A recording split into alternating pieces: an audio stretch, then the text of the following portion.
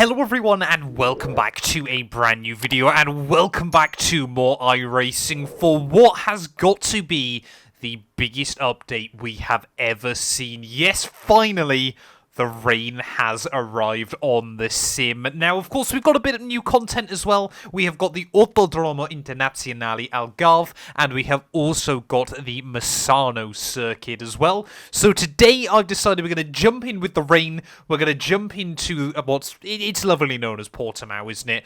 And in the all-new Super Formula Lights car. Yes, we've only got one new car for the road, and the SRX car, which I have also bought, and maybe we'll do a video on in the near future. But of course, yeah, the big thing is the rain that has finally launched ready for this season. This is going to be my very, very first drive with this all-new setup, so very, very excited for it. Please do make sure to leave a like, get yourself subscribed as well. We are closing in on 10,000 subscribers on the channel at the moment. And yeah, let's just see how this goes. I am absolutely going to crash. Well, here we go then. This is going to be the all-new Super Formula Lights car that I think is going to replace the Formula Renault 3.5. And immediately, it looks like it has got the same wheel on it as well, there with a few slight alterations. I mean, look at the I'm on dry tyres. That's a problem. Oh, dearie me. That's not the best way to start. Right, well, there we go then. We can now see the grooves on the wet tyres this time around, so maybe we will have some grip down at turn 1, but still not expecting it to be easy. I've set the track to, I believe, just moderately wet conditions, and there we go. We have actually got some bite now through turn 1. But yeah, didn't want to kind of go in with a hailstorm or anything like that to kick off our first ever driving experience in the rain on iRacing. Of course, I'm sure a lot of you will have probably already seen videos done by other people. I am slightly late to the party, but I am going to try and do some comparisons between this and a few other games as well in the very near future. But, I mean, let's be fair. This is iRacing.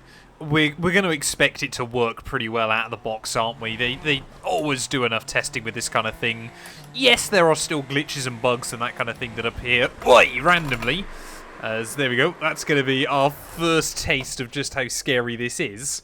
But it'll have been well tested in advance, and you would expect it to work pretty well out of the box there. As that's just how quickly a race car will come round on you in the damp, especially obviously when you've got no traction control, no ABS, I believe, on this Super Formula Lights car as well there. Now, obviously, this thing, it's basically Super Formula cars are similar pace to FIA Formula 2. I believe they are slightly quicker around a lap. I believe this thing fits somewhere between F3 and F4 in terms of pace.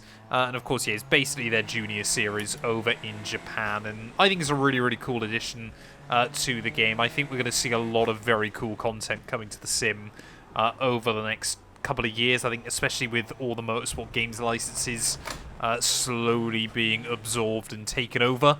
We've already seen as well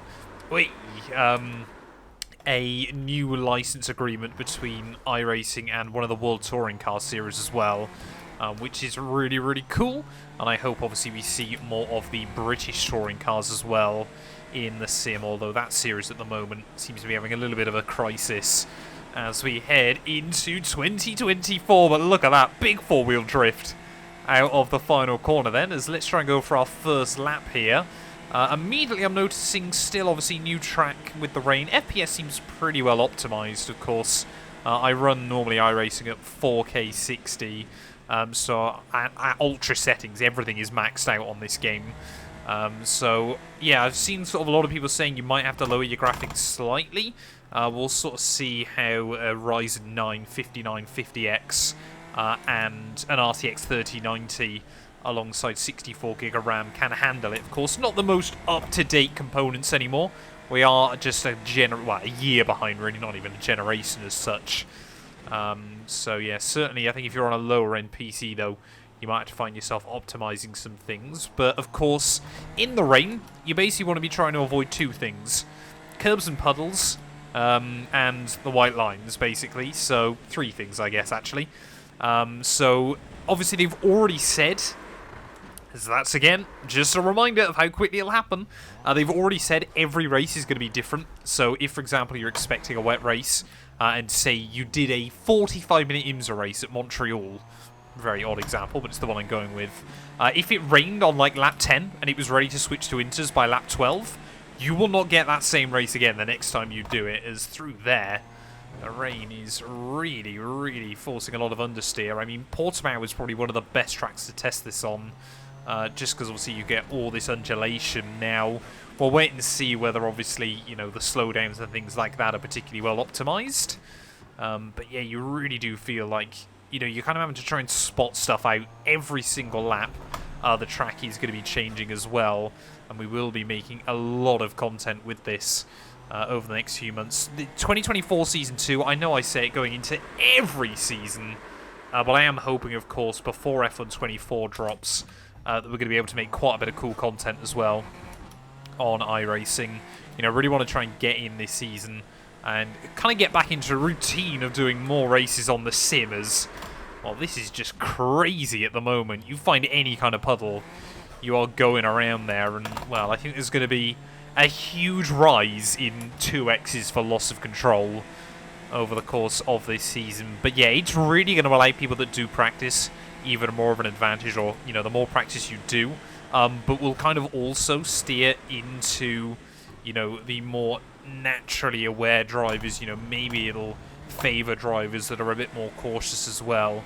You know, even more than ever now, you're going to be wanting to try and keep it on the island, as now I'm really just going to try and focus up on not having any more spins.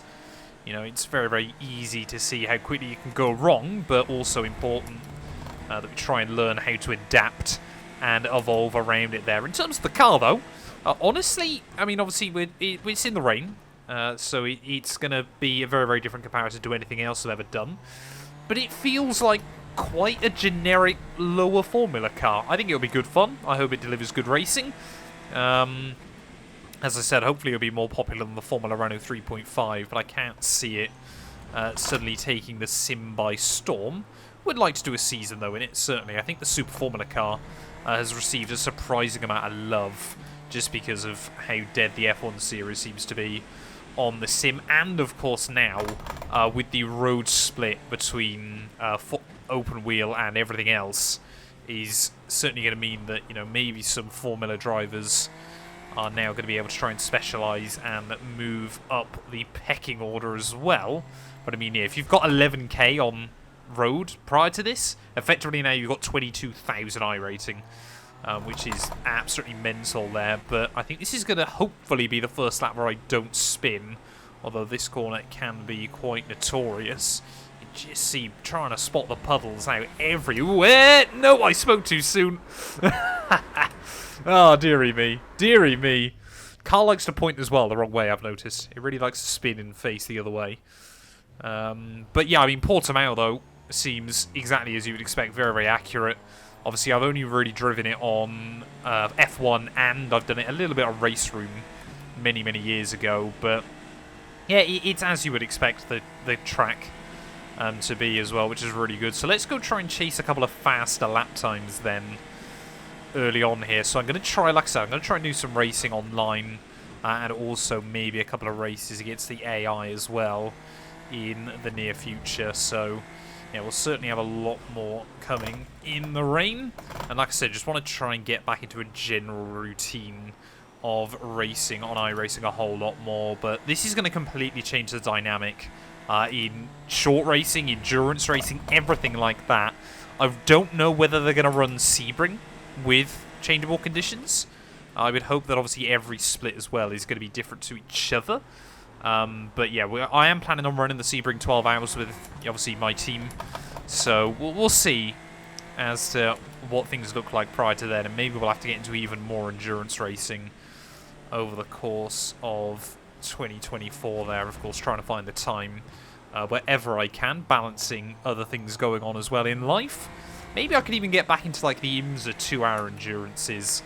I think they're GT4s and TCRs, aren't they? Is this corner, you got to turn in so early if you want to spot the apex there, because I feel like I'm turning in slightly earlier than I'd want to, and we're still running wide with the understeer there and all the puddles that form. You know, it's not like on some other sims where puddles kind of just form randomly everywhere. It does actually seem, for the most part, like puddles are forming where you would expect. And of course, if we bump it up to the higher weather conditions, you know, whether we'll sort of end up getting some rivers on the circuit as well, that kind of thing. You know, Turn 1 at Brands Hatch is probably quite a notorious one I can think of off the top of my head.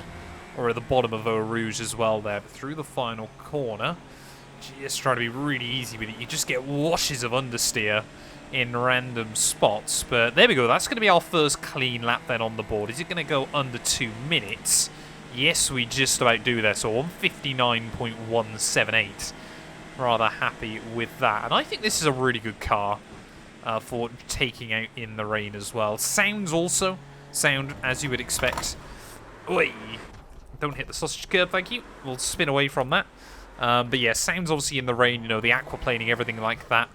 You feel like you're getting a pretty realistic representation of what it's doing. And what I love as well is that if you get, obviously you got the spray behind you, but if you get slow enough, I think as well, obviously, oh no, you can't. I thought you might just be able to actually see the rain being kicked up off the tyres as well here, which would be a really, really cool little feature. So just you see immediately there, you tip it through a puddle and you just get that little snag on the brakes. But yeah, this is going to change the way I think esports works as well on iRacing. And I mean, it really does feel like there's been a lot of competitive rivalry over the last couple of years, but iRacing is kind of now just stretching its legs, leaning on what it does well. And I think, yeah, it's really going to start kicking faces in once again. It feels like they've lost a bit of market share, you know, with the rise of ACC and a few other games as well. But this is iRacing back to its best and its scariest as well, all at the same time here. But I want to try and get one good lap in. I know the last one we didn't spin on either, but yeah, I want to try and get one good lap in on the board as well here.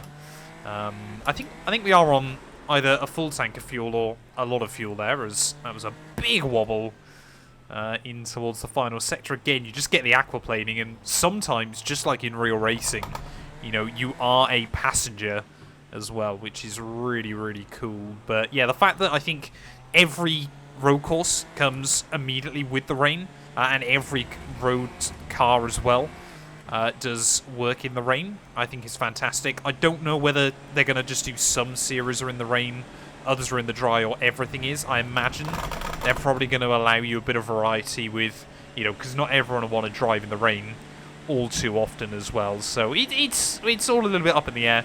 Maybe some weeks it'll rain, maybe some weeks it won't. But let's try and go for a proper lap then and give you guys a chance to not only listen to the car, but also the sounds of the rain as well. Or we won't, because we'll go for another spin down at T1.